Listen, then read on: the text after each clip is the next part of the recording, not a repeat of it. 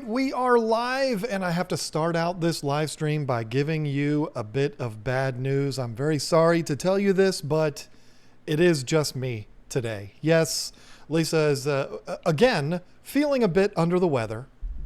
It is what it is. I don't ask questions. She's not feeling well. Hey, why don't you go ahead and sit this one out? Not a big deal. I can handle it. How is everyone doing tonight? Hopefully, I can get a audio video check. There we go. Candy, you are the best. Thank you so much.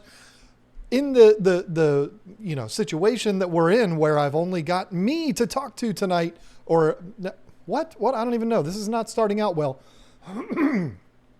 I got tons of stuff to talk about, and I'm super excited about it. We're going to have a nice long talk today, and I'm not even going to have to share the microphone with anyone. That's a beautiful thing. I love having Lisa on the stream with me, but when it's just me and I don't have to worry about that, it's a beautiful thing. So get through a couple of quick things, and then we're going to get into today's main topic, which I'm excited about. We're going to talk about starting the fish business, the trials, the tribulations, all of those things. I've done it twice now, so I think I'm pretty qualified to talk about this topic. But first things first, I wanted to talk about the new thing that we started doing with 10 Things. The first video is going to come out this Sunday, actually, and it is getting things from channel members.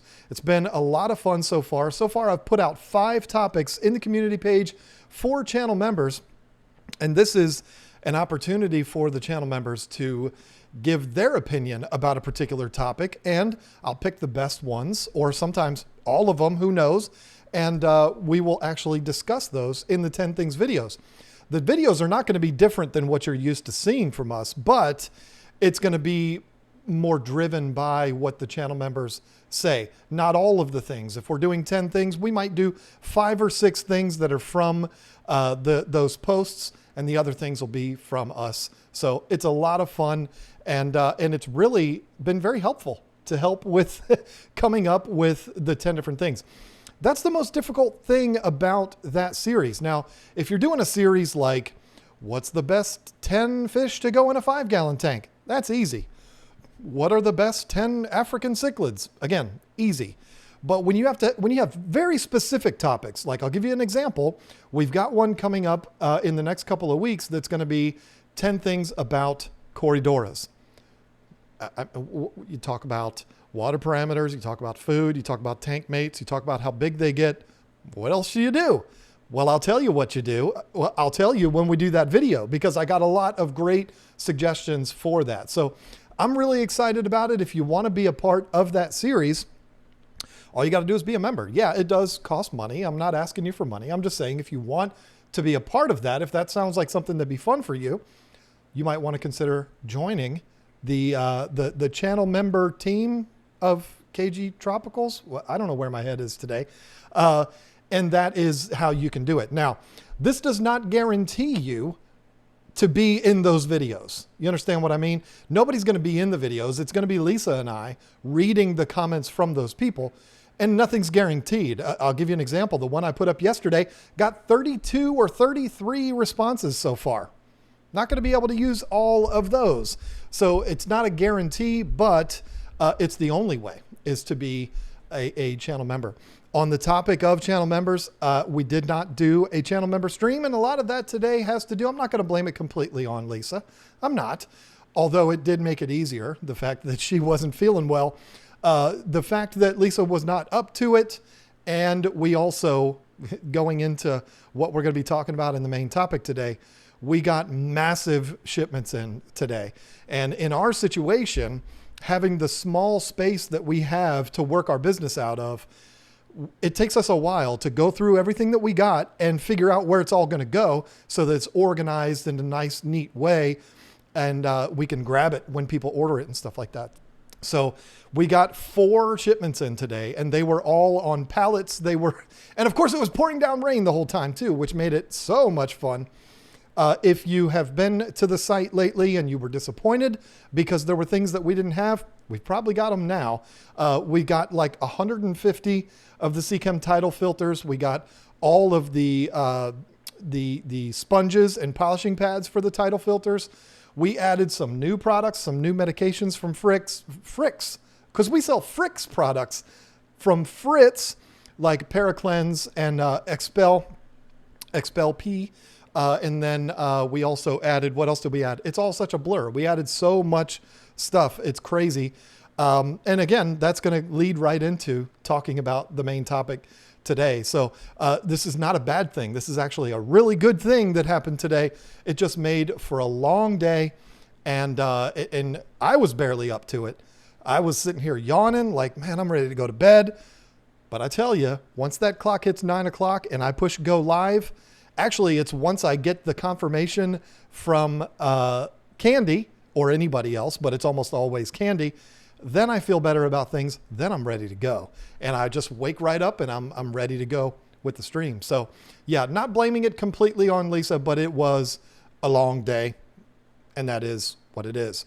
Now, the number one question that I have received, I'm going to surprise you when I say this question, because you're going to be like, wait a minute, that's not how John talks. Something's wrong here. The number one question we've received over the last 2-3 weeks is, when are the Bettas, I said Bettas, when are they going to go up for sale on our website? Again, we're going to talk about this in the main topic today. The answer to that, and yes, you heard me correctly. I said Bettas. I told Lisa the other day, or it might have been today, or it might have been an hour ago. I don't know when it was I said it. I said, you know what? I'm going to make the commitment to changing the way I speak. And I am going to go all in, and I'm going to start saying Bettas rather than betas. And I'm going to be honest with you. I don't like it. I don't like it at all. It sounds weird when it comes out of my mouth. It sounds like I'm faking it. It just doesn't sound right. But I feel like it's the responsible thing to do. When I was selling African cichlids, I didn't call them chicklids. I called them cichlids. Why? Because that's what they're called. We all know it's bettas. I've said betas for 26 years. It's very difficult to get it through my head. I have a big head. My brain is very, very small. And there's not a lot of room in there for new things. So this is a difficult thing for me, but I'm going to do it. And hopefully Lisa does. But if she doesn't, I'm not going to criticize her, because, hey, she, as long as she's been in this hobby, she's known them to be betas. But I'm going to start calling them bettas. I'm going to try my best. And today we're going to be talking a lot about those. Don't worry. Today is not going to be just one big promotion for my business. That's not what it is at all. But that's what I'm working on right now. So you're going to hear me talk about those fish quite a bit. And so if I slip and say betas, don't kill me. You know, I mean, I'm trying here. I'm going to do my best. But the answer to that question is election day. That's when the fish are going to go for sale. They're ready now. They're ready to be sold now. We have all the boxes. We have all the heat packs. We have everything we need. We have the oxygen. We have all of it. It's ready. Everything's been tested. Everything's planned out. We even got a little table that we're going to use for packing. It's all ready. Except I don't want to ship fish right now because of the madness that is our postal system right now. And a lot of that is because of the election, people mailing in votes, blah, blah, blah. This is certainly not a stream where I'm going to talk about the election. Boy, I'm not going to open that can of worms, but that's why we're not going to do this until that's over with. And then of course we're going to have the holidays, but that's a whole other story. Next Tuesday, I'm going to put out a video. Hasn't been recorded yet, but I'm going to record it between now and then. And that's going to be the day that the fish are going to go for sale. Now, if you're one of the people, and in fact, I saw someone, let me see here. Let me get to one of these. Bonnie Eden said, hey guys, just wondering when your beautiful betas are going for sale. They're beauties. I can't wait. I already know which ones I like. There's your answer. However, understand, Bonnie, that they're not going to ship out till the following week. Again, we have to let the postal system get caught up. We're going to be using the Postal Service and UPS. It's going to be your decision. Not you, Bonnie, but every customer that buys from us. Only when it comes to live fish, you're going to have the decision of Postal Service or UPS. UPS has been real good to us lately. Postal Service, it hasn't really been all that bad for us shipping things out. There's been a few that has been delayed, but not many. But receiving stuff, We've had quite a few things show up late. And it's weird things. I'll give you an example. We told you last week we ordered the 100 Anubias Nanopetites we ordered from Aquarium Co-op. They sent them out right away. That's what Aquarium Co-op does. Almost, I think it was the same day that they came in. They got shipped out. And we got one box 2 days later and the other 2 boxes the day after that. Like they were all handed to the post office at the same time, or in Corey's case, they came to his warehouse and picked them up, and they all left the same exact moment, but they got to us 2 different days. I mean, the Postal Service is crazy right now, so we don't want to run the risk of sending fish and they don't end up getting to people till 3-4 days later. I'm not going to play that game. We're going to pack them really well. We already have our whole process in place. We know exactly what we're going to do. And I feel very confident that they'd be okay, but I'm not going to risk it. So we'll wait until the following week. Things are still going to be crazy, but they'll be better and everything will be fine. So understand that. And you'll know that if you do order a fish from us next week, you'll know that they're not going to be shipped out till the following week. We're going to let everybody know. So yeah, there is that. And then let me get this in real quick because my one username also super chatted before the stream started. I'll watch replay, but starting an aquarium related business, advice on working with local fish stores. Now, I don't know if that question is, I'm going to go get a job at a local fish store and I'd like some advice on how to work there, or if your advice is working with them. An example being you're going to be breeding fish, you want to sell them to the local fish stores, or maybe you are an aquarium maintenance company and you want to see if maybe you can put your card up in their store. I'm somebody that believes 100% in honesty. If you're asking about working with a fish store as you're your own business and you're going to do business with the fish store, it's all about honesty. If you go in there, you explain to them what you're doing, you explain how you do things. I'm going to put this down a little bit so you can see a little more of this beautiful shirt.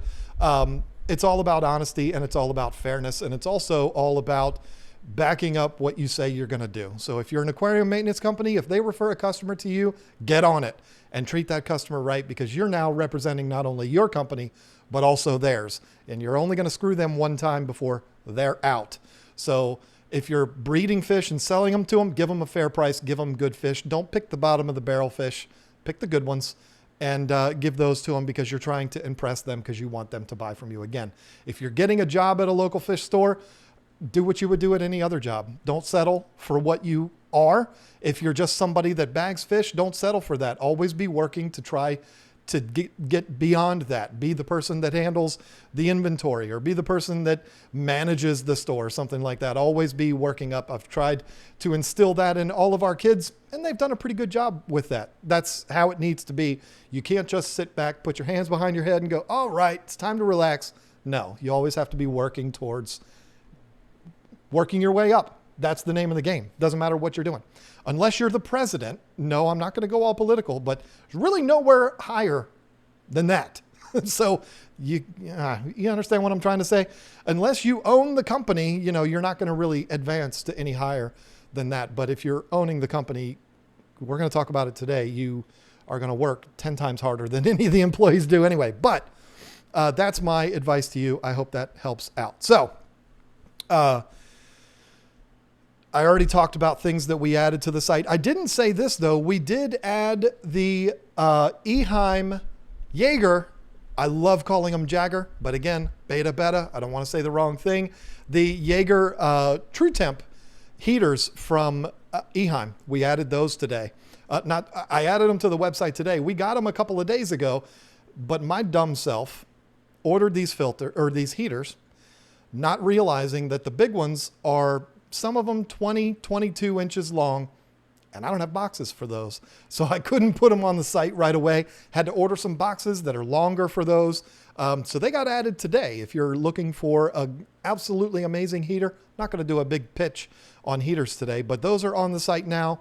And then, we've added a whole bunch of things. Go over there, check it out. I'm not trying to do a whole advertisement for my website, but yeah, check it out. And then of course, make sure you come back next week to order some fish. You can go on the site now and you can see the fish. They're on there. Again, we're going to talk about this in the main topic. They're there. You can see them. You can see the ones that are going to be available. And there's about 60 that are not on there yet. They're going to be over the course of the next few days. They'll be on there. So you can look at them now and you can decide which ones you want, like Bonnie did.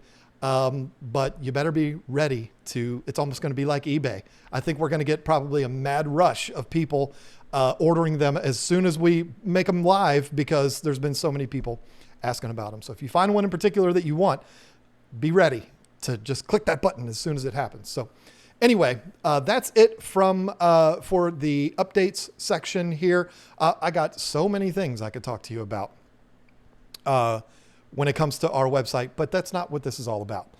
And we're going to be talking about that plenty as we move on here. So listen, as we talk about the main topic here today, 16 minutes, I'm into the main topic. That is a new record. I'm going to be talking about my business a lot. And at times it might seem like I'm just doing promotion for my business. That's not what this is about. Because I'm also going to be sharing with you big time mistakes that I've made, and hardships that we've had, and failures that we've had in our fish keeping business journey. So this is not all about, hey, go to my website and buy stuff. I feel like if I represent myself well, you're going to do that anyway. That's just kind of how things work. So I don't feel like I need to sell myself, but I am going to be talking about my business a lot. So just know that going in. I'm not, just trying to drum up sales. Although I'll never tell you not to go order from the site. So everybody who's watching this probably knows, even though I get messages, it's not daily anymore, but for quite some time, it was almost every single day. I got messages from people, hey, what are your hours? How come where's your store at? I went to your store and it's an antique shop now. There are a lot of people that don't know. Their first exposure to us are videos that we recorded 7 years ago in our shop. And so they're like, hey, there's a shop over there. Let's go check it out. Not realizing that we closed it down almost 5 years ago. And it is what it is. I get sad every time I get those emails, but we still get them to this day. But if you don't know what I'm talking about, we started a shop in 2012 and unfortunately shut it down in 2015. And there's a lot of reasons that we'll talk about today that caused us to not, or to have to shut the shop down, to fail at having the shop. And then we're going to talk about what has brought us back to where we are now, and also kind of the ins and outs that we've already faced in the short time that we've been back. Now, let me clarify back. We don't have a shop, and we're never going to have a shop. We are going to have a different location at some point. I don't know when that's going to be, but it's not going to be open to the public, and I don't think it ever will be. And there's a very particular reason why that is, and people might be upset about that, but it's an unfortunate reality that it would be very difficult for Lisa and I to get work done if we were open to the public. And what I mean by that is we might open a store. We're not going to, but if we did open another store, I'm not trying to act like I'm some kind of superstar or anything like that, but it is a fact that people would come to that store to meet us. If you were to ask Corey McElroy, what's the number one question that gets answered at Aquarium Co-op? The question is, where's Corey? I mean, it's all day, every day, and it would be the same way at ours. And I don't want to be the guy that's like, well, I don't have time for them. So I would end up doing that. Lisa would end up going out and meeting them. And then you can't go out and say, hey, how you doing? Really nice to meet you. Thanks for coming by. I got to get back to work. I can't do that. I wish I could, but I'm kind of too nice for that. So I would have to stand there and I would have to hear about every single tank that they have. And when their fish died 2 weeks ago and these fish bred, and I don't mean to say that in a bad way. I'm just saying you would hear those stories. And then all of a sudden you're looking down at your watch and 45 minutes has gone by. How do I know? Because this happened all the time when we did have our shop. And our channel was nothing back then. We get more subscribers in a month now than I had total back then. So imagine what it would be like now. It would just be absolute chaos. And I'm not going to fuel my ego or feed my ego by hiring somebody to do the work while I stand there waiting for the people to come in to see us. That's ridiculous. I'm not going to do that. There's too much work that needs to be done. So people would show up every single day looking for us. We would not be there. And that would suck. So why do that? I know that's a huge source of frustration for Corey, and it would definitely be a source of frustration for us. So I'm just not going to open us up to that. But we did have a shop. We had people come by all the time. We had people from drive-in from other states that wanted to come and meet us. But it didn't work. And the reason why it didn't work is very simple. It can be summed up in, I don't know how many words. I haven't counted them. We didn't know what we were doing. That's the bottom line. And I think that is this is the perfect segue into a topic like this, because I think we all, as passionate hobbyists, regardless of what hobby you're in, your hobby might be bicycling. Your hobby is, I don't know, whatever your hobby is. Of course, our hobbies are aquariums. When you're passionate about something, you entertain the idea, wouldn't it be cool to do that for a living? We've all had those thoughts. I'm someone that's done it twice. Woodworking, fish keeping, my two biggest passions in my life, and bobbleheads. Now, you can't see those in this video, but bobbleheads is a collection, not really a hobby, but you understand what I mean. I lost my train of thought because I started talking about bobbleheads and my brain just goes, oh, bobbleheads, aren't they cute? We all fantasize about, wouldn't it be cool to do this thing that we're so passionate about and do it for a living? And the unfortunate thing is a lot of people will make the mistake that Lisa and I made, which is we know how to take care of fish, so therefore we should be good at running a fish business. And that is so wrong. We learned the hard way. Allow us to learn the hard way so that you don't have to. We invested beyond our life savings. Beyond our life savings, borrowing money from family, borrowing money from friends, you name it, max out credit cards. This account is late. We did everything we could to get this thing up and running, and then buried ourselves even deeper once we had it. And I don't think it had to be that way. I think we could have made it work if we had known what we were doing, but we didn't. We didn't understand how retail works.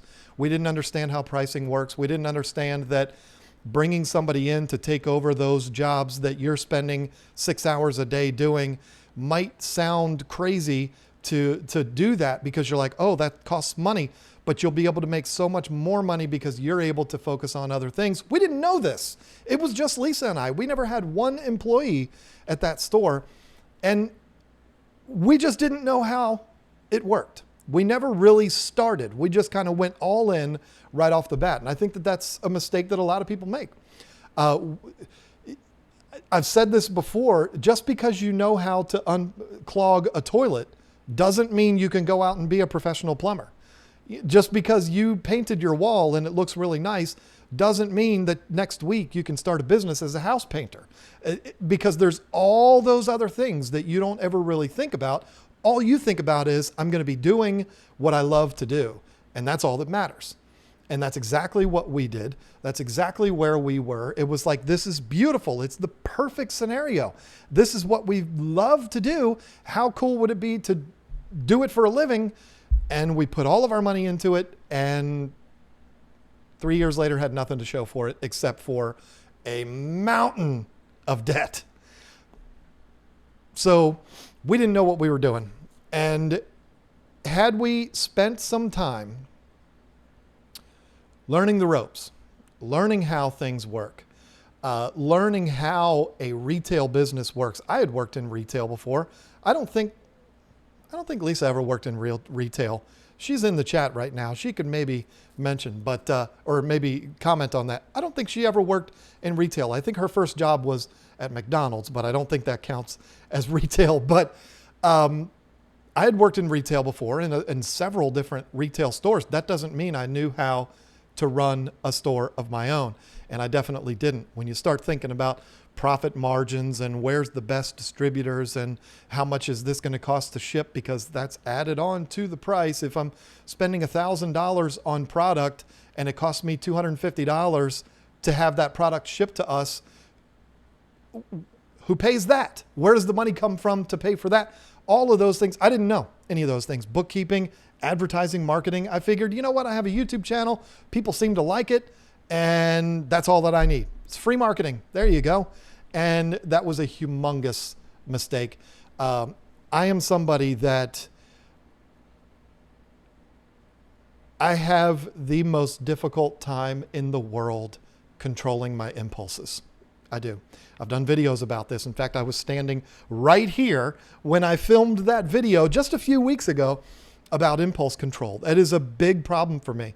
When I latch on to something, you might as well get out of my way, because I'm coming through like the lady of the lake in The Haunting of Bly Manor. I'm coming through, and anybody that gets in my way, forget it. You're going to go down, because I'm going to do it. You're not going to stop me until I fail miserably, and then there's nothing left. But that's kind of how it is. And so when I had the idea of starting a fish store, Lisa's just as ambitious as I am. It was just like, I'm not gonna not do it. I mean, I'm gonna do it. I'm gonna go all in, and that's just gonna be it. And sometimes the best choice would have been to slow down. You can do it. You can do what you're wanting to do, but let's learn a little bit first. Let's research what it is that we're wanting to do. And then once we have a good idea of what we're going to do, have a good understanding of what we're going to do, then maybe we can jump into it. And then maybe we won't be risking our entire life savings. I've heard Corey mention multiple times. I've seen him when people mention, they ask him that question of any advice on starting my own fish store. His answer is always the same. It's go work at a fish store. Go work at a fish store for a couple of years and learn that way. Learn on the job. You'll be being paid to learn on the job. And I think that's a brilliant suggestion for people that are looking into this kind of thing, because the first response, almost everybody, and I would have said this too, the first response everybody's going to have is, well, I can't go work for $9 an hour. Are you crazy? I can't do that. And the response from Corey or myself, if I was in this conversation, would be, well, then you can't start a fish store, because guess what? You're not going to open your doors and immediately start making $100,000 a year. It doesn't work like that. Most retail stores take some time to, get things going and actually turn a profit. Some of them it's several years. Restaurants, I know it's like 3 or 4 years or whatever before they actually end up turning a profit, unless you would, start a franchise or whatever. Then you might be able to do it pretty quick. But even then, you've got that upfront capital or that upfront expense that you have to put out there to start something like that up. But that's a great way. I think that's a brilliant piece of advice that Corey gives out to people is go work at a fish store. You're going to get a taste of what it's like to make very little money. Because if you're going to start out as an entry-level person at a fish store, I'm not trying to insult anybody when I say this, but you're going to start at a pretty low wage. It's just reality. I mean, unless you go work for Aquarium Co-op, he pays everybody really well, but you're going to start at, probably minimum wage, and that's going to be tough, and you're going to have a hard time living on that money. Well, that's really going to help you to prepare for what life is going to be like if you were to start your own fish business. I didn't do that. I had no clue how to run a fish store. I'd been to a lot of them, and I knew how to breed fish. I knew how to take care of fish. I knew how to fix problems, and I could hook up plumbing, and I could do all of these things. I knew how to do it all, so why wouldn't I know how to run a business? Now, I didn't know jack. And this is why we failed. Lisa knew about as much as I did. I mean, neither one of us had any clue how to run a fish store or any real retail store. And that's really why it failed. The money that we had to start it up went to the wrong places. It did not go to things that would have actually turned a profit for us. It went to stupid things that really made no sense. And so it was really impossible for us to make money. We were in one of those situations where every single week it was, okay, we have, let's just say, shooting out numbers. Okay, we have $2,500. We can pay rent to the building, or we can order more fish. If we don't order more fish, we're not going to make the money to pay the rent. If we don't pay the rent, we're going to be behind on the bills, and the landlord who lives next door is going to come kick us out. What are we going to do? You run into that situation almost day one.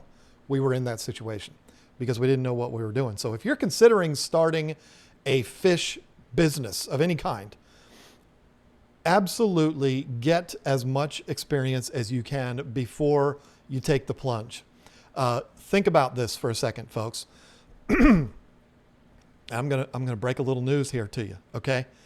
I was making more money than I have ever made in my life just from our YouTube channel. Okay, I'm not trying to brag. I'm just saying, y'all have been really good to us, and I cannot thank you enough. And I was making about 3 times from my YouTube channel what I was making at my full-time job. And guess what? I still went into my full-time job every single day. Why? Because it's been just ingrained in me. Don't go all in. Like, go all in with your mission, but don't take that plunge. Don't go where this is your sole source of income. Don't do that until you're absolutely ready. So I was losing money by going out and doing my other job every single day. And it was a real problem. Lisa could tell you it was a problem. I was not easy to deal with. So that was a real struggle. But that, to me, that's how I learned the hard way when I jumped into something too quickly. And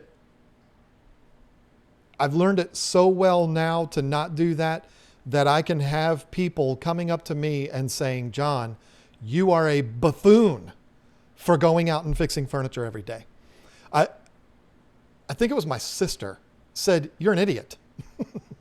You're an idiot for still going into that job every day. You're making nothing compared to what you're making with this business. Why would you be doing that? And so, yeah, it took a long time, but I finally felt comfortable enough to do it. And one of the reasons why I felt comfortable was because we added on and started our other business. Now, this is where it really gets us into where we're at today, as far as when we started keepfishkeeping.com and emerging or evolving into selling fish, which we're going to start doing next week. There was a lot of reasons for starting Keep Fish Keeping. The main reason was the same old story. You've heard it a million times. We want to be able to benefit the hobby while also maybe making a living from it. I mean, there's no shame in admitting that. Although I will tell you this, and this is a fact. Lisa and I have not put one dime in our pocket from keepfishkeeping.com, and we probably won't for several years, because all of the money that we make is going back into it. What do you think is buying all of these bettas? We're not breeding. I said bettas. Daggone it. I didn't make it 10 minutes. We're not breeding all of these bettas. We're buying them from multiple different distributors. We're not distributors, but farms that we're getting them from. Uh-oh. Are we still live here? My computer just did something weird, and I'm hoping that we're still live. Somebody give me a checkup here. Now I'm nervous. Everything stopped. Hello? Are we still live? Okay. Here we are. You are live. Thank you, Candy. Yeah, that was weird. My iMac is off on my other desk, and I have the stream up on there, and it went out for some reason. I don't know what was happening there. So sorry. Thank you to everyone saying we're good. I think there's like a 15 or 20 second delay, I think. And so thank you, Lisa. Now she's texting me to tell me that. So the idea to start keepfishkeeping.com was basically done out of fear. YouTube, I consider myself extraordinarily lucky to do what I do on YouTube. It's a blessing. It really is. And I would compare it to somebody who is a musician and they're able to play music. They're able to play music for a living, or someone who's able to make a living doing stand-up comedy. They might not be at the same level as a Kevin Hart, but they're making a living doing stand-up comedy. That's kind of how I look at it. And I consider myself extraordinarily lucky for that. And Lisa feels the same way. However, you know the climate that we live in right now. You know the way things are right now, that the smallest thing can happen, and it can be something that has nothing to do with you. It can be from a guy in Sweden makes a bad video and everybody loses all of their income. That was the thing that scared me the most. So that's what brought us to starting that. We figured it's the perfect scenario because we can start this business, which will eventually generate an income while also making a difference on the hobby at the same time. And that's what could be better than that? Because that's how we make our living now. We make videos for the YouTube, the fish keeping community on YouTube, and we get paid for it. I mean, it's the perfect scenario. It really is. But the idea of my sole income being from YouTube terrifies me. Having said that, like I said, keepfishkeeping.com is not an income for us right now. It's an income for itself because the money that's made goes back into buying more product, expanding our product line, which we're only going to expand so far because my website is not going to be PetSmart or Live Aquaria, where you can literally get every filter from every manufacturer. No, I don't want it to be that way. I want it to be very simple, easy, elegant. It's not quite elegant yet, but we'll get there. I want it to be smooth and easy to navigate and easy to work your way around decisions that you need to make. And that's kind of been our mission this whole time, to help keep fish keepers in the hobby. That's what we're trying to do. And it's been working extremely well. I mean, we are so blessed by this community. I can't even begin to express how lucky we feel every single day that it's happening. This is happening. The website is doing really well. We're not breaking any records. We're not causing a stir. We're just, it's been amazing what's happened. And it's only been not even 3 months. Tomorrow will be 3 months. What we do, what Lisa and I do, and what any retailer does really, is you want to do things every once in a while that can cause that stir.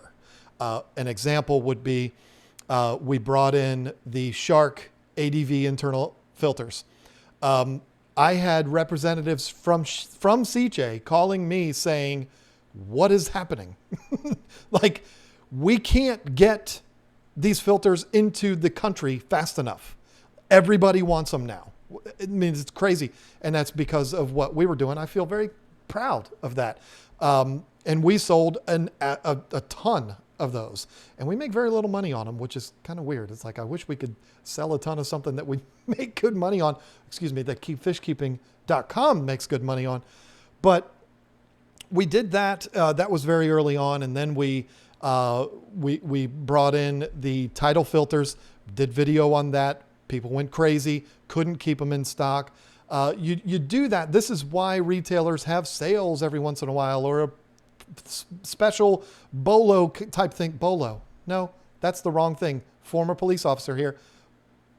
Buy one, get one free, whatever that is.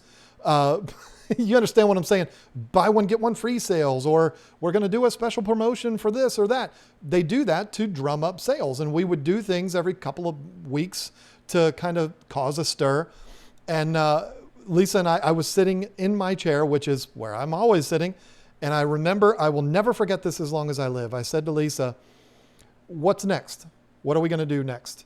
You know, we did the microns that worked out really well, the sharks, the titles, and there were other things too. I said, what's next?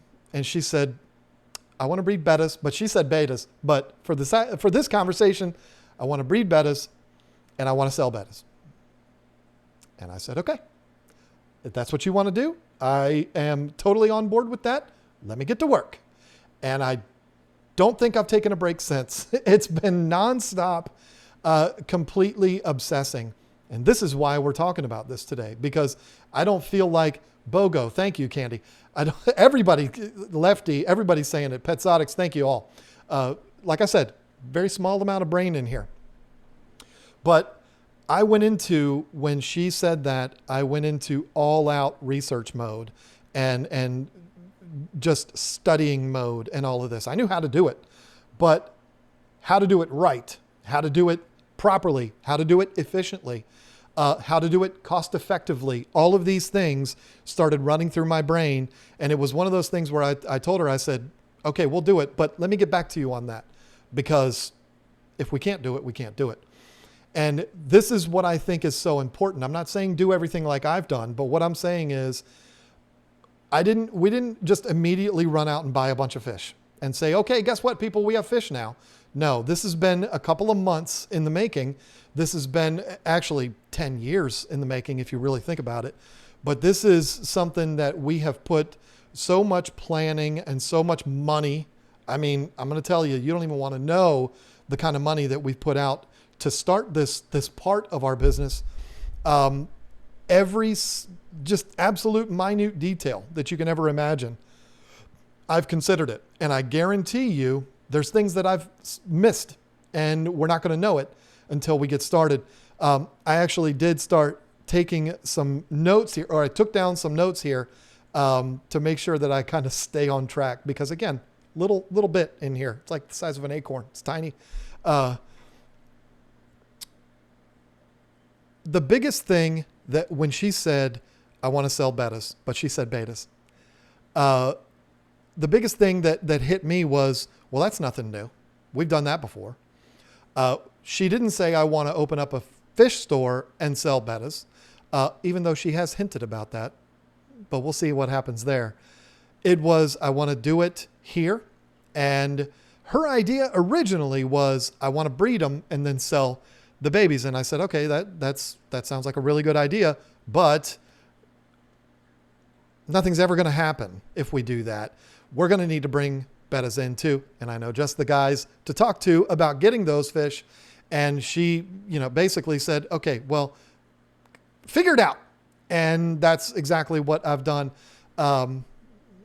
Huge brain. You're on the right track. Make sure.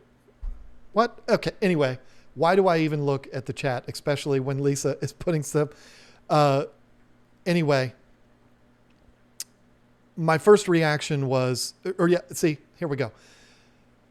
I said, we have to bring fish in. Otherwise, we're never going to breed enough to actually have it be worth our time. You understand what I mean? If you're somebody that maybe you breed angels and you're thinking, because I've been here, folks, I've been there, not with angels, but with African cichlids. I'm breeding angels. I'm going to make a whole business out of breeding angels. And Dan Lusky, if you're not watching, I'm not picking on you because I know you did that. And it just so happens angels are a very commonly bred fish, just like African cichlids are. So it's just the first thing that pops into my head. A lot of people breed angels by accident. And then they're like, wow, I can start a business with these. To make a living and to make a living that would be worth the amount of time and effort that you would be putting into that, you got to breed a lot of angels.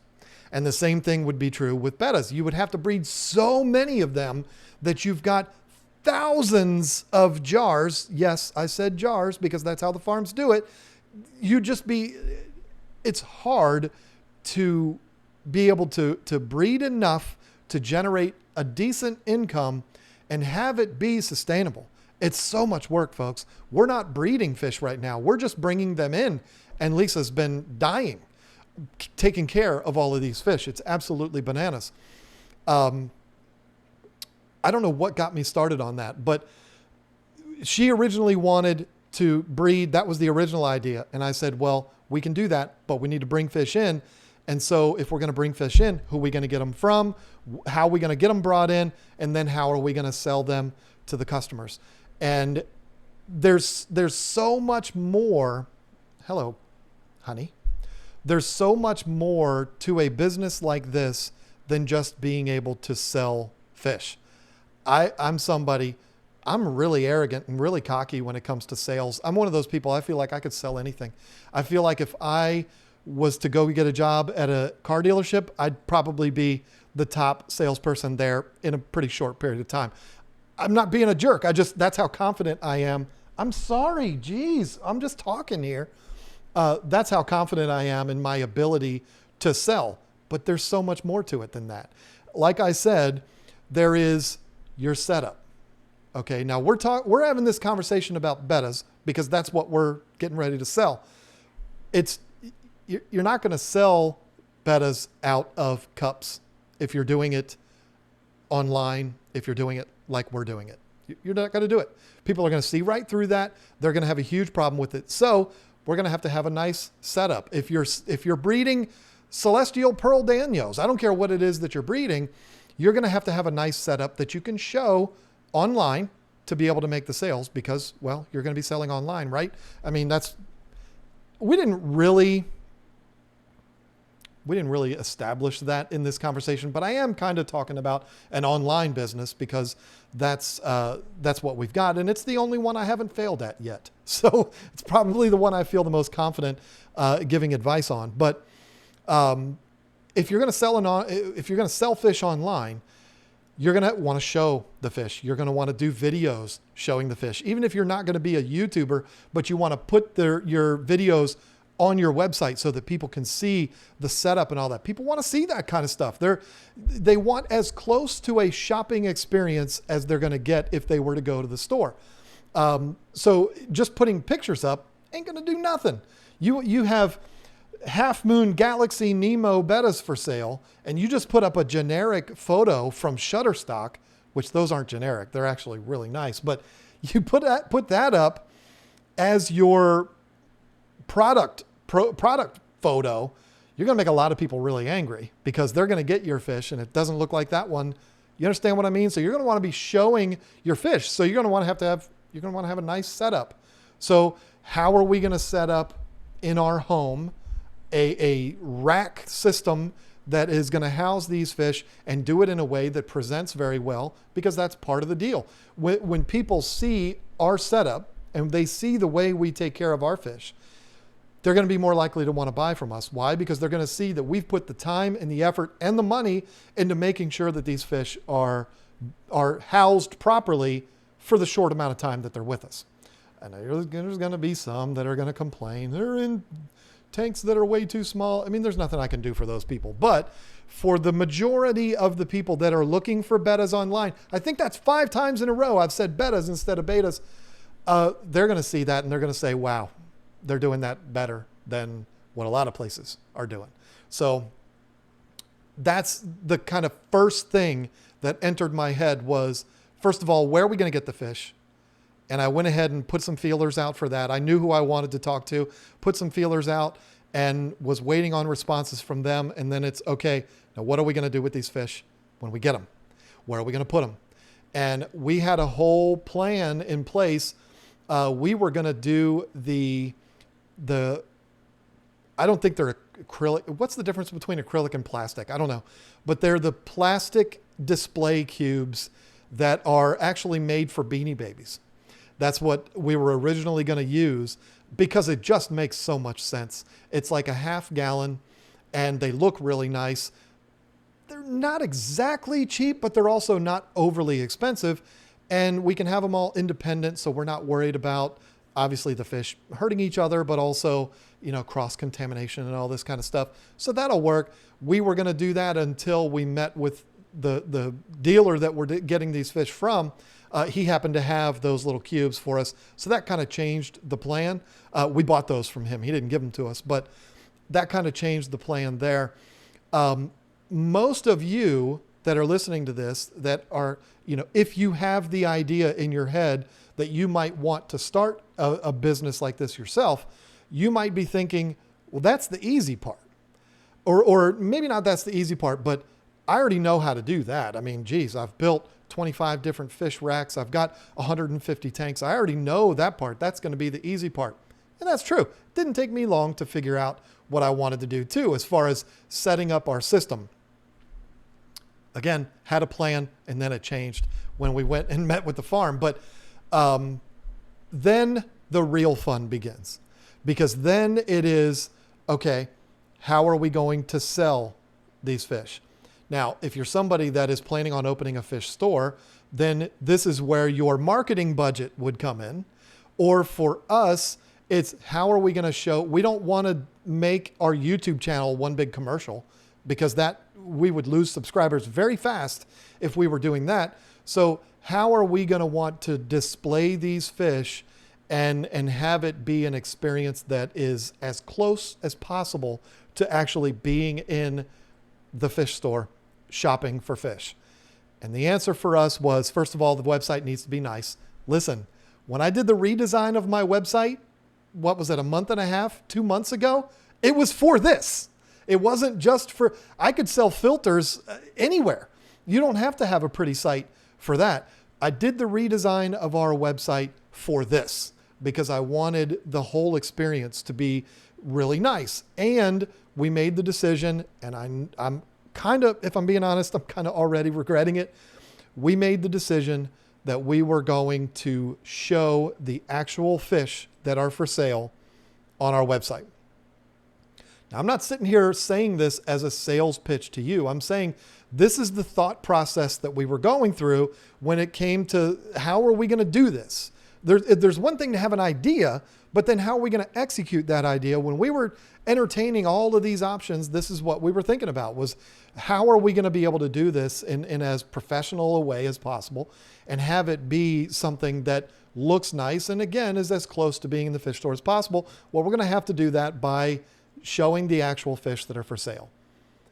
We have right now something like, I don't know, something like 175, it may be over 200 bettas. I said bettas that time.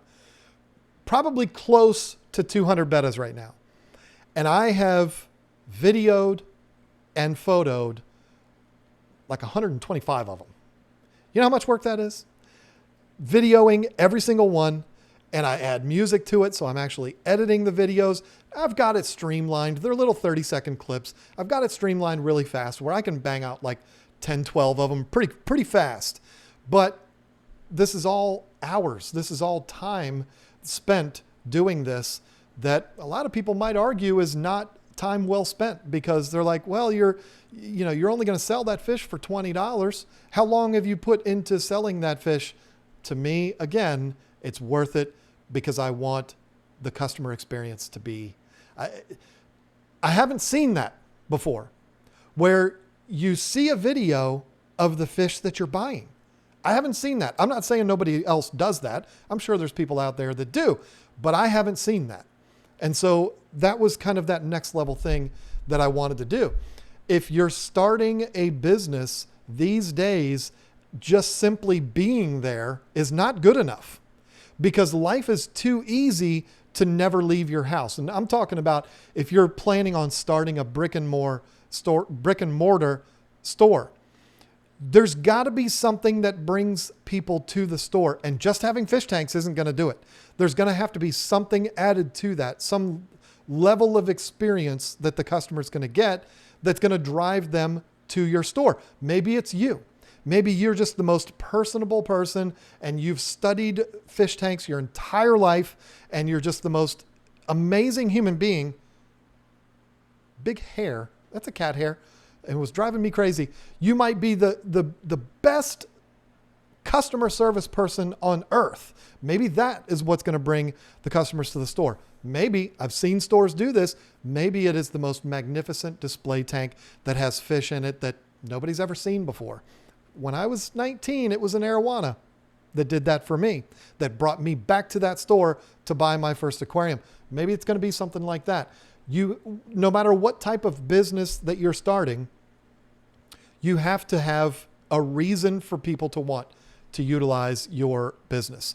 Aquarium Co-op is a great example of this. What is it that Aquarium Co-op does to drive people to his site? And I say his, that's a whole huge team of people over there, but absolutely unmatched customer service, fair prices on everything, products that you can only get there, like Easy Green and the Easy Planters and his green sponge filters and all that, products that are exclusive to him. And again, customer service that cannot be matched. That's what brings people to his business. You understand what I'm saying? It doesn't matter what kind of business you start, whether you're starting a store, a website, or a aquarium maintenance business, you have to have something that stands out about you over the competition.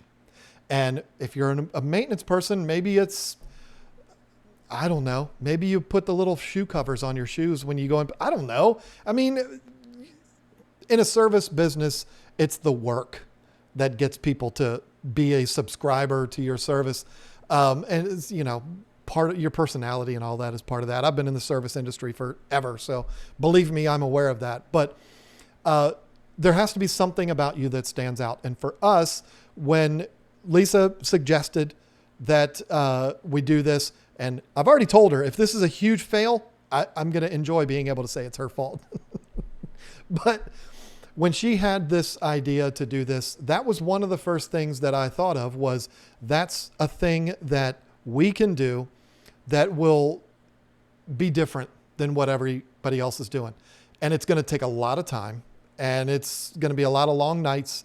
And I've had nights where my eyes, when I went to bed, were like this, because I was just staring at the computer all day, editing videos, little 30-second videos, putting the song on it, titling it, uploading it to YouTube, putting it on the website. And I was just like, oh, I could barely close my eyes. Miserable. But it's so worth it. If you go to the site and you look at it, the photos are beautiful. They're not all perfect. Bettas are extremely hard to get photos of. And people like Jimmy and even Bob Steenfott make me sick with the pictures that they take. I don't know how they're able to do it, but this is why I pay a lot of money to have a subscription to Shutterstock. But I won't use those on the website as far as the product photos. Those are going to be the actual fish that's for sale. But that's the biggest thing. And that's something that I feel like when a customer who's never heard of us shows up to our website and sees that, I think that that's going to be that next level thing for them. That's going to make them say, you know what, I feel good about this. And that's what I'm going to want. This is where I'm going to want to buy my betta from. If you're starting a business, what is that thing going to be for you? It could be doing the exact same thing I'm doing. It could be a carbon copy of Aquarium Co-op or whatever it is. What's going to be that thing that's going to bring people to you? So that is, I think, probably the most important decision that you can make as somebody starting out a business. I'm not new at this. I've failed at it one too many times, but I'm not new at this. I'm not new to packing fish, shipping fish, all that kind of stuff, customer service side of things, shipping, the price of shipping and all that kind of stuff. I'm not new to any of that. I've done it all, and I've done it thousands of times. But it's that thing. It's what are we going to do that's going to be different? That's the thing that I had to think about. And you're going to have to do that too. If you're going to start your business, whatever kind of business it is. I don't care if you're starting a business making placemats. What's going to be different about yours than all of the other placemats that you can buy at Walmart? What's going to make somebody pay $20 a piece for yours versus 99 cents at Wally World? You know what I mean? So I'm all dried up now. Woo. I'm not used to talking for 58 minutes straight. Woo. The next thing, and this only applies to online fish businesses or businesses that ship live animals. Shipping. Now, like I said, I've shipped thousands of fish. I don't know if it's thousands, but it's a lot. This is not new to me. It's not something that I needed a refresher course on. It's not something that I needed somebody to teach me how to do, even though shipping a betta is completely different than shipping a box full of these guys, which is what we were used to. But when you've shipped those kinds of fish, shipping bettas is easy. You know what I mean? I mean, it's like, I can't think of an analogy right now, but it's child's play. When you are used to shipping 8-inch long fish that need to be in a gallon and a half of water in a box that's this big and weighs 40 pounds. I've done that hundreds and hundreds and hundreds of times. So anyway, it wasn't a new thing for me, but what was a new thing was what is going to be the best, the best way to, I totally lost the phrase I was going to use there. What's going to be the most economical use of our funds and our customers' funds? Again, starting a business, I don't care what kind of thing it is, you need to be thinking about this too. What I did not want to do, and what I will not do, is rip people off when it comes to shipping. And I'm not making any accusations that anybody out there is ripping anybody off. Everybody has their own ways of doing it. But I was so completely obsessed with it because there were situations back in the day when we were shipping these guys. I mean, okay, listen. Sometimes we were 100% overnight. That was the only way we would do it. If you ordered fish from us with these, the only way we would do it is overnight because these big fish are much more likely to break the bags. It's a lot of water. It's extremely heavy. You know, the box is easily dropped because it's so heavy. Then maybe, you understand what I mean? The only way we would do it is overnight. And sometimes, I'm going to be honest, sometimes a customer's order would be $300 worth of fish. They buy 6 big African cichlids and then $40 or whatever it was that we were charging for shipping back then. And then the cost to ship that box was $185. I can't tell you how many times I had that happen. And so the customer paid me $350. I paid $185 for shipping. Then you have to add the cost of the box and all of the little micro things like the bags and the rubber bands and the tape and this. And then I also had to buy the fish. There were situations like that where I was pretty much paying customers to buy my fish.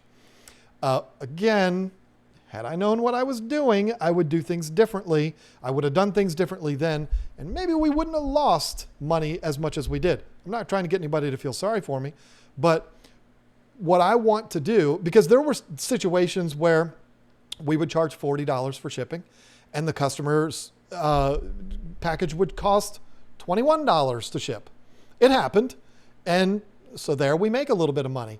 It never really quite balanced out. You know, we were always kind of in the red when it came to shipping. But we were willing to do that just to make the sale.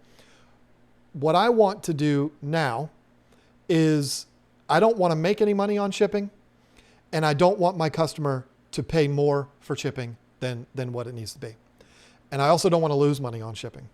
So, and I don't want to lose money. I don't want my customers to lose money by paying more than they should. I don't want it that way. So I have spent, and I promise you, it's every bit of 150 hours. I promise you. What's the best box? What's the best insulation? What's the best heat packs? What's the best shipping services? UPS, Postal Service, both of those. What's best next day air saver, UPS Priority, Priority Express, Priority 1 to 2 day, all of this. And then there's the whole side, which I'm not going to bore you with, of how to make that happen on the website. Because the way it's going to be on our website, and there's other places like Dan's Fish is doing this. Steamfot might be doing this. I'm not 100% sure. But when you go to our site to order fish, you're going to have the option of what type of shipping that you want to use. Do you want to use UPS? Do you want to use Priority? Do you want to do Priority 2 to 3 day and not have the live arrival guaranteed? You're going to have options of things that you want to do that are all different price levels. And whatever you choose, you pay us basically what it's going to cost us. And it took me hours and hours and hours of just staring at the computer screen, working numbers and percentages and this and that to make that happen. It was grueling. And I still don't think I'm done. But the point that I'm trying to make is I would have never done something like that back in 2014. There's just no way. You would have never been able to convince me that spending that much time staring at a computer screen would have benefited me in any way. And I've learned from my mistakes. I've learned by having friends that are extraordinarily successful in this line of work, Corey McElroy, and others. I've learned from these people. I've learned from my experiences that yes, stay up all night if you have to, work 40 hours straight if you have to, because it will work out in the end. If you save $1, you're going to be saving $1 every single time. You know, you sell 100 sales, that's $100 that you've now saved yourself. And several months later, maybe that 180 hours that you spent is going to be worth it. But you understand what I'm saying. It's that grueling obsession that I didn't have back then. And I don't think most people who get into this, I don't think they have. I think they're just like me when I started back in the day. And Lisa was the same way. Bless Lisa. I feel bad for her because she basically was like, hey, what you want to do, that's what we're going to do. And you look at that and you're like, wow, she was so supportive. That's an amazing thing. But boy, did she regret that. I mean, but I was very fortunate to have support and that's never gone anywhere. Even now when I want to do things now, even though the betta thing was her idea, but if I want to do something radical now, she fully supports me and that's a beautiful thing. But back in the day, I was not open to these kind of things. And I wish I was, because things would be completely different. I don't know how things would be right now. I'm not going to sit here and make any claims that I would be this and I would be that. No, I'm not going to say that. I think from the standpoint of YouTube, I think maybe things would have been worse than they are now. And maybe that has a lot to do with me maturing over the last few years. It's taken me to be in my mid-40s to actually learn to be a big boy and to grow up when it comes to these things. But I was so set in my ways when it came to YouTube and when it came to my business back then. Nobody could tell me anything. I had people back then, people like Corey McElroy, telling me things, and I was just like, whatever, that doesn't apply to me. He knows what he's talking about, but it doesn't apply to me. And that is, listen, if you are someone that is starting a fish business, don't put that wall up. If you have that wall up, I know people personally right now that I talk to regularly that have that wall up. Still to this day, can't tell them anything. They don't believe anything that you say. And I think back to the way I was back then. And I'm like, man, I wish I had taken that wall down back then. You have to be a sponge. You have to understand that you don't know everything.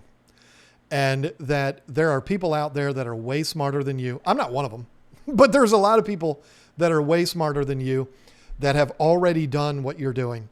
And if they are speaking, shut your mouth and listen, because you're going to learn something from them. Don't tell them that doesn't apply to me. Don't tell them, yeah, but my subscribers like this. If somebody is willing to share knowledge with you like they did for me back in the day and I didn't listen, don't be like me. Listen to them. I don't care what it is that you do. That's probably the best advice that you're going to get. Now, you're not going to have people willy-nilly just saying, yes, please let me help you be competition for me. Now, when it comes to YouTube, that's not really a thing. Competition really isn't a thing. And I believe that when it comes to the online retail space, I don't really think it's a thing either. I think that there's room for all of us out there. But give you a great example. When we started our store, I went to another store. I'm not going to say what's the name of the store, because I don't have ill feelings towards these people at all. But I went to this other mom and pop store and I said, hey, we're starting a store in King George, about 45 minutes from here. Would you mind telling me where you get your fish from? And the guy was an older gentleman, nice guy. He said, yep, I would mind. And I was like, no, but seriously, like who do you use to get your fish from? Okay, well, where do you get your dry goods, your fish foods and your filters and all that kind of stuff? Who do you use to get those things? How about your gravel? This man would not tell me a thing. And I walked out of there. It didn't become like an angry argument kind of thing or anything like that. I was just very awkward. And I was like, okay, well, have a good day. And I left out of there thinking, man, what a jerk. What? I mean, but think about it. He told me his rationale for not sharing that information with me was, you know how many years it took me to figure all that out? You know how much work I put into this to figure out where the best places are to buy from and where the best place is to get fish? You think I'm going to share that with my competition? I was like, yeah, okay. You got a good point there. And I left out of there kind of upset, like, man, I wish he would have told me. But then once I thought about it, grew up a little bit, I totally get it. I totally understand that. Yeah, you know what? I wouldn't have done it either because he spent so much time. Now, my world is a little bit different. I mean, I'm not threatened by competition. And maybe that's going to be the doom of me. I don't know. But if somebody was opening a store a mile down the road from my store, I'd probably be like, come on, man. I mean, are you even asking me that, really? But when it's somebody that's an hour away, I've always looked at fish keeping this way. The more mom and pop fish stores we have, the better off we're all going to be. And people aren't going to pick one over the other. I like to use, the world we live in now is so different from back in the day. I like to use radio as an analogy because everybody right now, including me, we have unlimited access to whatever entertainment we could ever want, whether it's movies, television, radio channels, whatever. Back in the day, you had to pick one and that's what you stuck with. I'm not telling old man stories here. For me, it was Howard Stern all the time. I mean, if I was in the car in the morning, I was listening to Howard Stern religiously. If I was in the car in the afternoon, I was listening to Don Geronimo and Mike O'Mara. That's my favorite radio show that there's ever been. Even better than Howard Stern as far as I'm concerned. But, and they were local. I've been to Mike O'Mara's house. You had to pick because you could only have one radio station on at a time. Are you going to listen to Howard? Are you going to listen to Grease Man? We have a guy, Nino Grease Manelli, that I don't think he's on the radio anymore, but back in the 80s, he was big time in the DC area. You had to choose what you were going to listen to. You don't have to do that now. Just like you don't have to choose that you're only going to go out to eat at that one restaurant every week. That's the only place you're ever going to go. You don't have to. You may do that because you like that restaurant and you like the service that you get there and they make really good pancakes, but you don't have to. You can go to the other restaurant down the street the next day and a couple days later you can go to that one. Fish stores are the same way. I mean, I'm not only going to go to one fish store. I have my favorites, but I'll go wherever I feel like going that day. Haven't been down there in a while. Let me go check them out. So I kind of feel that way. I feel like it's wide open for all of us. But I'm also not going to just some stranger comes into me and says, hey, can you share all of your experiences with me? I just told you I spent 150 hours analyzing and figuring out how I was going to ship or get the most cost-effective way to ship fish. You think I'm just going to give that to somebody? Hell no. No, I'm not. Because I worked so hard to get that. And I don't know. I don't know if I'm making any sense with that, but I feel like if I had, and this is going to be the final piece of advice that I'm going to give, and it's advice that I wish I would have gotten back then. I feel like the number one piece of advice is spend the time learning. Whether you're starting a business breeding guppies, or you're breeding fish, or you're propagating plants, or I don't care what it is that you're doing. If it's in the aquarium industry, just because you know how to do that thing doesn't mean you know how to run a business doing it. Sure, you can breed fish. You can sell them to your local fish store for credit. Everybody's happy. That's great. Do it. But if you want to take it to a scale where you're actually making a living, do your research. Study, and understand what you're getting into before you dive in like Lisa and I did, and we still regret to this day. Because if we had waited, and if we had watched, and we had learned, and we kind of got our feet wet a little longer, we would have learned the ins and outs. But the problem that we had was that daggone place opened up right across the street from our house. And Lisa and I have both said, you know, we talk almost every day about what we're going to do when we move our business out of here. I like and also hate having the business here. I feel like it takes a little bit away from our credibility. I think that having a more business location adds legitimacy. And I feel very, very strongly about that. And so I don't like that part of it working here. It's definitely cost effective, sure. But you see how much I'm sweating right now? It's because it's 80 degrees down here because we have 200 bettas right around the corner over there. And that's one of the downsides of having the business here at the house. And I don't have a garage anymore. But we talk about it almost every single day. And we're probably still not going to do it for like a year. Because we've made that mistake one too many times already. And we've had the conversation already. Because I'm the kind of person, I'm always looking around. Always. I know that there's going to be a building that's going to pop open February or March or January or February. The first quarter of next year, I know there's 3,200 square feet going to be available about 15 minutes from here. I know that. I've talked to the guy, the owner of the building. I know it. That might be reasonable. But I've said to her, and she's said it back to me, you know what's going to end up happening if you keep looking around, John, because I'm always looking. If you keep looking, you're going to end up finding that spot just like you did last time, because we were in the exact same place. We were working our business out of our house, which is a whole lot cheaper doing it that way. And we were selling fish online. We had people come to the house, which I will not do that again. But we actually have some close friends that we made from people coming to our house. But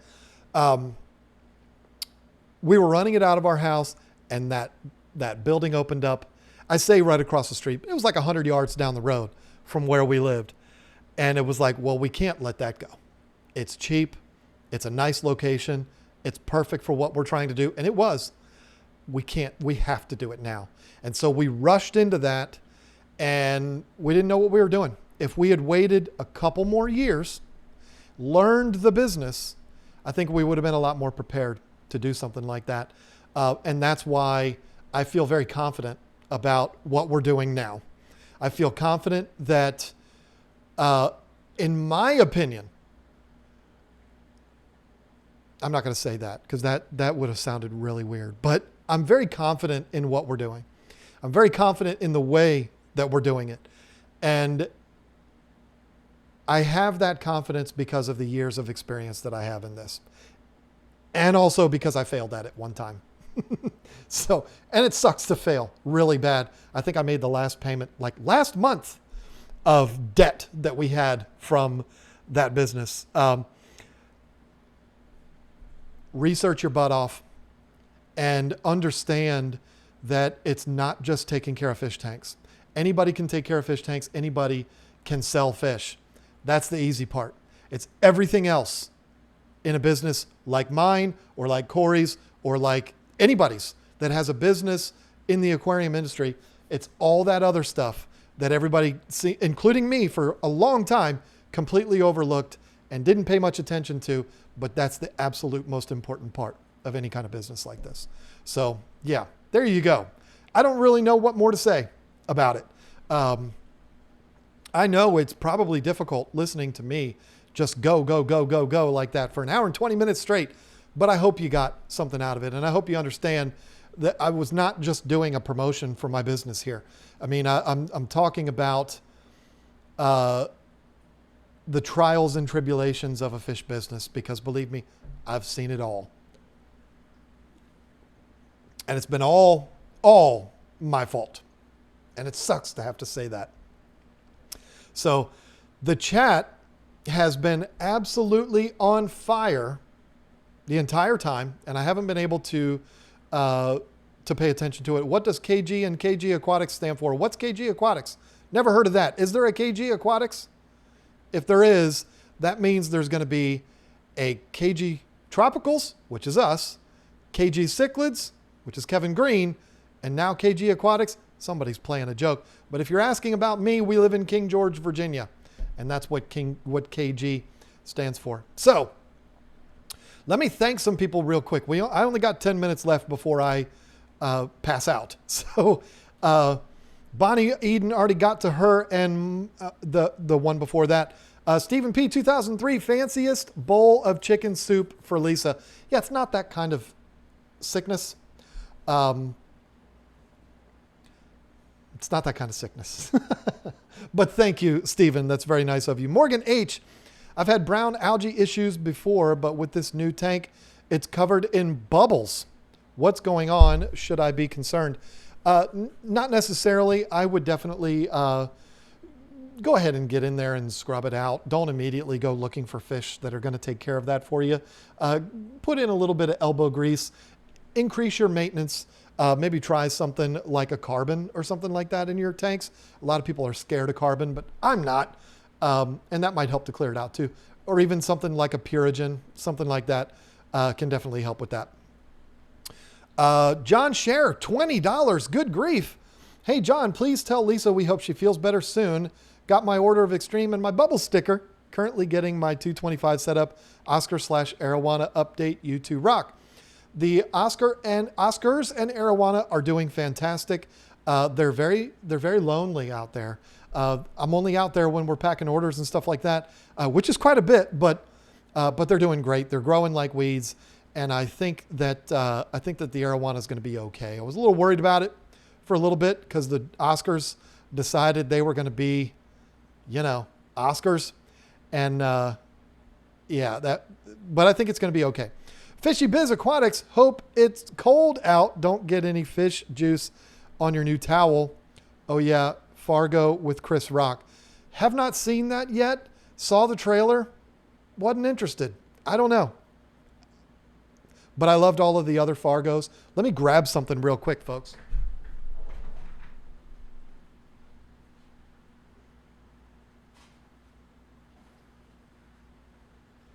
I don't know what Drew was talking about when he said towels, but this came in the mail. I got to get myself on camera here. I can't see. We got this sent. Lisa and I both got one. Do I have mine or hers? Oh, no, this is Lisa's. But Drew's a rascal. Fishy Biz Aquatics sent us these hoodies, which are awesome. You see how much I'm sweating right now. Imagine how bad. I thought about wearing mine for the stream, but I would have been a mess. But this is what he did. What do you think my number is? It ain't number 1. I can promise you that. Mine says John number 2. I love it. Thank you so much for that, Drew. Fishy Biz Aquatics. He's doing some cool things over there. And he's a cool guy. And we like talking about movies all the time. The Fargo with Chris Rock is probably something I'll end up watching someday, but I don't know. Grumpy Mike's Fish just wants me to take his money. I will gladly do that. Thank you, my friend. Manny Fernando. Hi from Sydney, Australia. Thanks for sharing the story about your fish store and other businesses with such honesty. It's the only way I know how to do it. Thank you so much for the support. Tom Pitsley. Would breeding guppies as feeders be frowned upon? It would be by me because I think it's mean. But no, that is that's common practice in the industry. Feeder guppies are very common. I don't like it, but I don't like feeder comet goldfish either. I also don't like feeder ghost shrimp, but I'm just weird like that. I don't mind brine shrimp. I don't mind black worms and Daphnia and things like that. But for some reason, when it's the ghost shrimp and any kind of fish, it just bothers me. But it's not, it would bother me, yes, but it's not going to bother anybody else. Most people don't care about that thing, although it's a much less accepted practice now than it was just 5-10 years ago. And hopefully I had something to do with that. Matt Man B, do you have to pay for the website itself? Yes, I do. A pretty obscene amount of money, too, as a matter of fact. but it's worth it to have the look that it has and the functionality that it has. That thing that I said earlier about being able to choose which, Lisa doesn't know this yet, so keep it a secret between, no, she does. I talked to her about it. When I said you're going to have the ability to select what type of shipping you want, that's a feature that's costing me $299 a month just for that feature. So yeah. But don't feel bad for me. It's the cost of doing business. I mean, it is what it is. Waddles with Wolves, $5 isn't enough to help support you, but you can order Lisa and yourself some food off the McDonald's dollar menu. Look at me. Obviously, I am a frequent user of that menu. So thank you so very much. The McRib is back, says Fishy Biz. I used to love the McRib, but I loved the McJordan more. If you didn't ever have a McJordan from McDonald's, you were missing out. It was a quarter pounder with cheese, with bacon and onions and barbecue sauce. I think that was like 1990, maybe 91, 92. The Aquarium Guys with the $10 just saw your stream from October 8th, and thank you for the kind words on your podcast, on our podcast. Oh, I was sitting here reading that thinking, that sounds familiar, Aquarium Guys. We like you as well, and do know who you are. Hi from the fan base at the Aquarium Guys podcast. Yeah, that's awesome. I do remember speaking about them. They have become my podcast that I listen to while I'm cutting the grass, and I like that. Them and Randy Reed are the only podcasts about aquariums that I listen to. No disrespect to anybody else that's doing them. It's just there isn't any more real fish talk, so I listen to those guys, and I listen to the Aquarius podcast, and I like them both. So yep, a lot of fun. Hopefully you're still here to have to hear me say that. John Hustlin, I can sell water to a whale, baby. Yeah, what is I can sell a ketchup popsicle to a woman wearing white gloves or something. I don't remember what that saying is, but I'm confident in my salesman's abilities. But I also know when to not be a salesman. And when I do videos about products and stuff like that, it's actually not my salesman face, because I'm not trying to sell you. If you were standing right in front of me, I would. But if you're watching a video that I recorded 6 months ago, I'm not selling you. So it's not really salesman speak, but yeah, if there was a salesman competition, I feel like I could hang with pretty much anybody. Gabriel Ingest Water with the $1 and nothing else. Just probably wanted to hear me fumble all over his name. And I'm sorry about that, but thank you so much. Matthew Meyer, which extreme is good for goldfish? By the way, love you guys. We actually just brought in the goldfish pellets. We didn't have them before. We have them now. And they also have a goldfish flake that we've been feeding quite a bit, but I think that is a product that is exclusive to a particular store. I think. I should know these things, but I remember looking for it on our sheet and it wasn't available. That store would be Walmart. I believe they sell to Walmarts in the Florida area, and there is a couple of products that are exclusive to them, and that might be one of them. But we have some. They sent us some samples. But the goldfish pellet, our goldfish, my goldfish, eat them up. They absolutely love it. And the white clouds eat it too. Dolbeck Aqua Designs. I'm fumbling tonight. It's late. Thank you for becoming a member. Welcome to the team. J Fussy 4. I recently became a first-time betta owner. I said betta, not beta. Your videos have made the experience so much better. I love hearing that. That is exactly why we do it. So thank you for that. Let me see. I feel like this must have skipped because I feel like I've missed some, but maybe I haven't. Hopefully I haven't. I did. See? It's not my fault, folks. There's probably, wow, I missed a lot of them. There's probably people right now that are saying, hey, wait a minute, dummy, you skipped past us. I didn't do it on purpose. Anybody that's a YouTuber knows it skips and it's frustrating. Let me get back here. Okay. I remember doing that one. Okay. Sorry, folks. Okay. I remember John Share. So Hannah Fowler with the $5, just because you guys make me happy. Go team Betta, not Beta. Fish Tank Barn with the $5 tip jar. Thank you so much for that, my friend. Lefty 32138, or Lefty lots of numbers I like to call him. Feel better, Lisa. She's on here. I'm sure she saw that an hour and a half ago. Furloughs Aquatics, get well soon, Lisa, and also happy Thursday, John. Thank you. Reed Schumacher. I'm going to say Schumacher. I am going through these really quick, folks. Hopefully you understand. We are now officially past our time, and I don't want to step over Fisherman Fever too much. I've been actually neglectful of sharing with you that Fisherman Fever streams after me. There's no reason for it. I've just forgotten about it. I don't want to take up too much of his time. Reed Schumacher, I've already got a betta picked out. I hope I can get it before somebody else does. There's a few on there that I think are going to go like that. I'm going to tell you one of them. Koi Galaxy male number 8. The blue and white one, forget about it. Y'all are lucky I'm not keeping that fish for myself because, wow. If you haven't seen it yet, keepfishkeeping.com. Go on the live betas for sale page. Go to Koi Galaxy. You will see that. He's number 8. He is magnificent. I don't think he's going to be for sale longer than 5 minutes, if I'm being honest with you. And we got quite a few yesterday that are going to be the same way. Catwoman VA. Tonight's the fiance's birthday, so I got to watch later, but still had to say hi. Loving my order from last week. I hope Lisa feels better. Love you guys.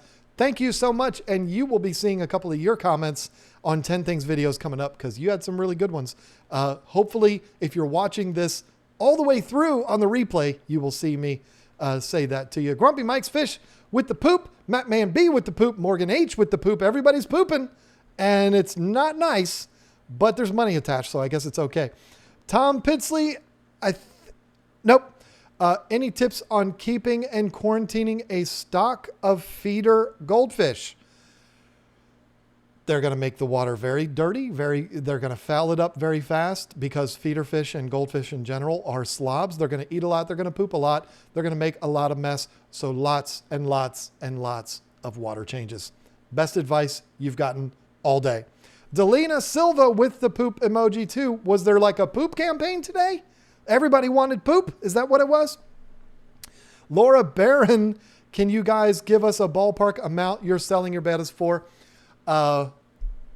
Anywhere from 20. Don't fall out of your chair. Anywhere from $20 to $60 each.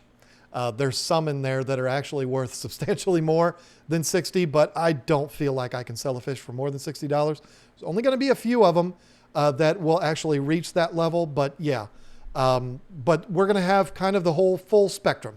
So we're not going to break the bank on any of them. We're not ripping anybody off. Believe me, if there's a fish that is a higher priced fish, there's absolutely a reason why. So yeah, we're not going to be selling them for hundreds of dollars or anything like that. Some of them we probably could, but Delina had to join in with the poop emoji. You guys are awesome as always. I hope you feel better, Lisa. Yeah, thanks for the poop. And I feel like I want to, was it Grumpy Mike that started it? Somebody started that. Leah Grant with the $15. Good grief. I have one betta, not beta, in a 10-gallon tank who started showing signs of dropsy last week, but I didn't recognize it until last night. I started aquarium salt and API erythromycin. Any tips on treating dropsy? You're doing the right thing. Follow the instructions on the box. You're doing the right thing, and keep your water changes up, get that temperature up, and keep on going. It sucks, but you know, clean water is the best fish medicine. Remember that. Fisherman Fever with the poop. Everybody's pooping. Richard Maloney. I have Oscars and great. I love Oscars and great mods. Some really shady creepers on here tonight. No need for that. Was there? Fortunately for me, I don't see them, which is good because it would throw me way off. I don't know.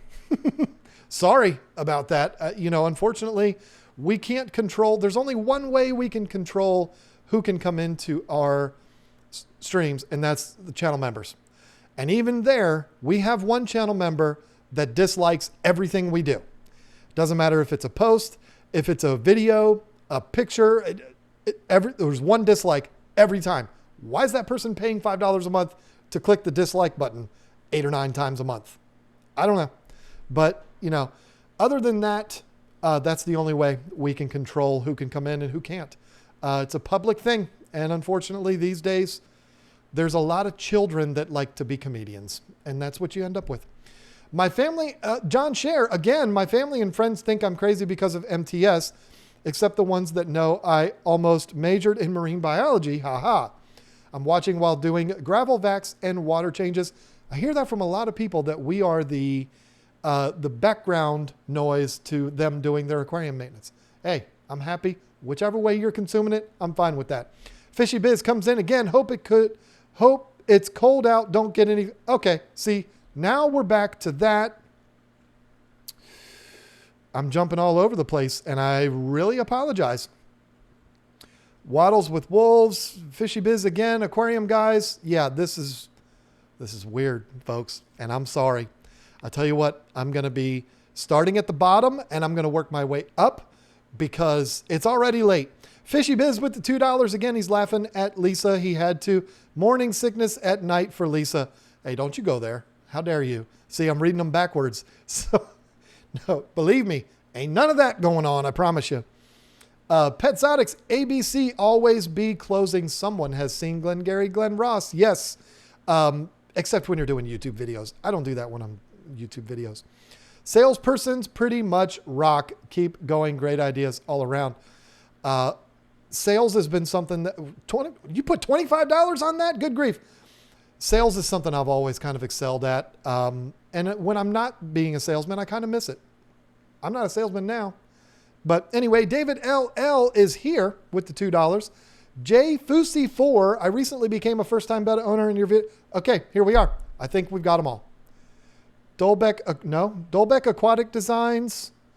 Which extreme is good for goldfish? Yeah, I think we're caught up, folks. I think we are, which is good because look at me. I'm a dripping, sweating, bumbling disaster right now. So I hope that tonight didn't seem like too much promotion because that's not what it was meant for. Even though it kind of naturally happens that way. That's not where I was going with it. I hope that if you're someone who's entertaining the idea of starting any kind of business associated with the aquarium hobby, I hope that this has been a different angle, that you've been able to look at things from a different angle than things that maybe I've talked about in the past. I hope. And that's what it was about more than promoting my business. I don't need to promote my business. You all are so overwhelmingly generous to us in patronizing our business the way you have. We're so blessed by that. And we thank you every single day for that. So I don't need to promote my business. It's going well on its own. But I know it kind of probably came across that way. I wasn't trying to do that. So anyway, thank you all so much. I hope there wasn't too much nonsense happening in the chat because somebody said there was. I hope there wasn't. Hope it wasn't too bad. Thank you for hanging out. I am now exhausted and it's time for me to go to bed. So thank you so much for watching and I will see you on Sunday with a new 10 Things video.